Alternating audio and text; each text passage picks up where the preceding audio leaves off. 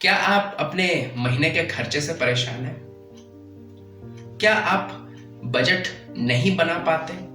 महीने के शुरुआत में सैलरी आती है और वो कुछ दिन में फुर्र हो जाती है और आपके पास कोई दूसरा ऑप्शन नहीं रह जाता। आइए आज हम लोग जानते हैं एंशिएंट जापानीज टेक्निक केकीबो के बारे में, जहां इसको सॉर्ट आउट करने का एक तरीका बताया गया था। इसको सिंप्लीफाई करते हुए आप ऐसे कर सकते हैं, इसको एक टास्क के जैसा लें और अगले 3 दिन के लिए आपके जो भी खर्चे हैं, चाहे वो आपके ग्रोसरीज के हो, चाहे वो आपके क्लोथिंग्स के हो या फेस्टिव टाइम है, कुछ भी आपके जो भी प्लान्स हैं, आप उनको एक पेपर पे लिखें और आपने जो बजट एलोकेट करके रखा है उसको एक अलग जगह पे उसी पेज में कहीं पे लिख लें। आप इसमें 10 से 15% एक्स्ट्रा भी ऐड कर सकते हैं अमाउंट को। आपका टारगेट ये होना चाहिए कि किसी भी हाल में जो आपने बजट बनाया है, कोशिश करें कि उसमें कम से कम 20 से 25% पैसे आप बचा लें। तो आप इसको करेंगे कैसे? सबसे पहले प्रायोरिटाइज। आप कहीं पर भी जाएं खरीदारी करने के लिए तो पहले आप अपनी प्रायोरिटी सेट करें कि आपको खरीदना सबसे जरूरी क्या है। जब आप उस चीज को या उन चीजों को खरीद लेते हैं जो आपकी प्रायोरिटी है, फिर से आप अपने बजट को देखें कि अभी आपके पास कितना अमाउंट सरप्लस है। उस सरप्लस अमाउंट के हिसाब से आप नेक्स्ट प्रायोरिटी की तरफ शिफ्ट करें। आपने जैसे ग्रोसरीज का आइटम खरीद लिए, खाना का हो गया, रेंट हो गया, ये सब खर्चे आपने पूरे कर लिए।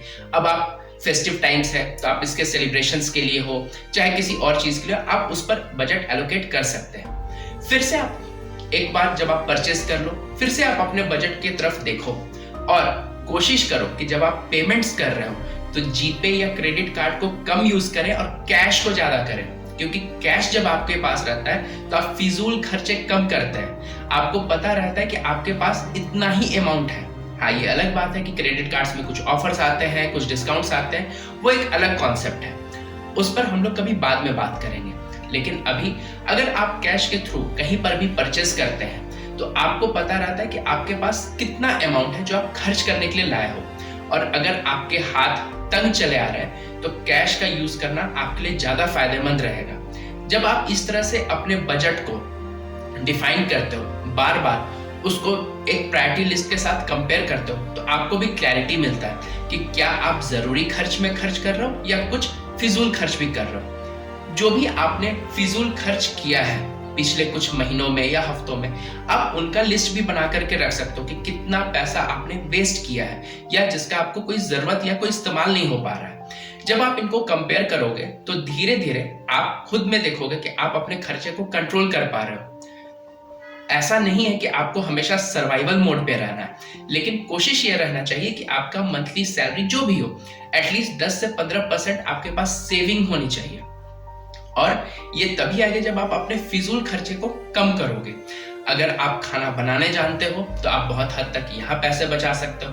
अगर आपको बाहर जरूरत से ज्यादा दिखावे का शौक नहीं है तो आप वहां पे भी पैसे बचा सकते हो, क्योंकि ऐसा बहुत तरह देखा गया है कि जिनकी सैलरी 25,000 भी है वो भी आईफोन लेने के पीछे परेशान रहते हैं और 1 से 1.5 लाख रुपए वहां पे वेस्ट कर देते हैं, क्योंकि वो उसको अफोर्ड नहीं कर पाते और लोन पे चले जाते हैं।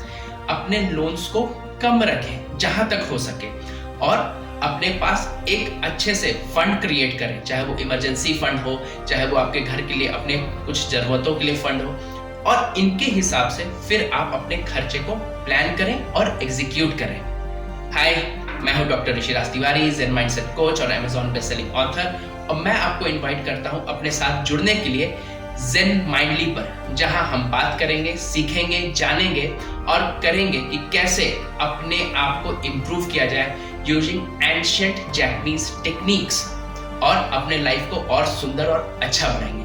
B Zen माइंडली।